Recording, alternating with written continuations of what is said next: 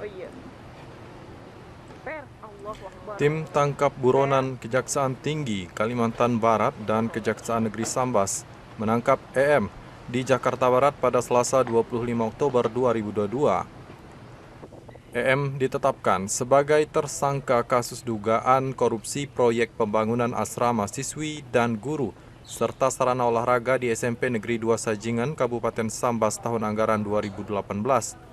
Namun EM selaku Direktur CP Setara Bangun Konstruksi melarikan diri sejak 2021 lalu. Kasih Bidang Intelijen Kejati Kalbar Lukman Hakim Tuasikal menjelaskan penyelidikan yang dilakukan Kejari Sambas sudah berlangsung sejak 2020, di mana pada tahun yang sama dinaikkan statusnya ke penyidikan. Dari total pagu anggaran tersebut, ketika dikerjakan ditemukan kerugian negara senilai kurang lebih 117 juta rupiah. Berdasarkan hasil audit penghitungan kerugian keuangan negara dari BPKP Perwakilan Provinsi Kalbar, modus dugaan tipikor yang terjadi yakni proyek disubkan. Setelah dilakukan penghitungan, ada pekerjaan yang tidak dilaksanakan.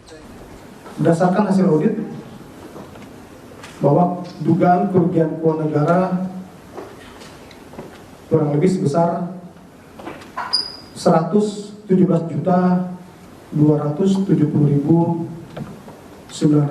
rupiah.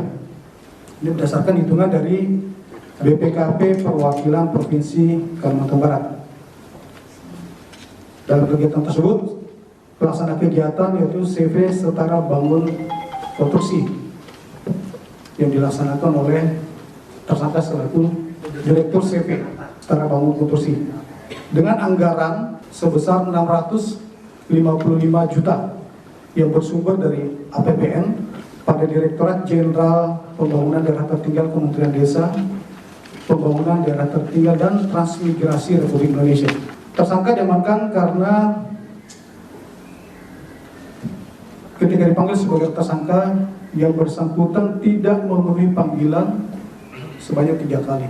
Sementara Kejari Sambas Agita Tri menambahkan pihaknya akan melakukan pengembangan lebih lanjut dalam kasus ini. Karena tidak menutup kemungkinan setelah melakukan pengembangan penyidikan dari EM akan ada tersangka lainnya, tapi tentu saja dengan pembuktian yang cukup.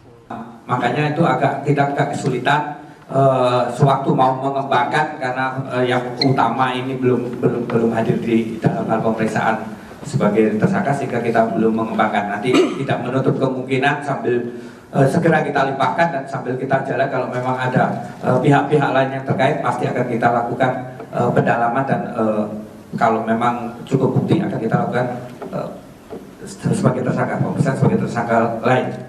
Septa Pon TV memberitakan.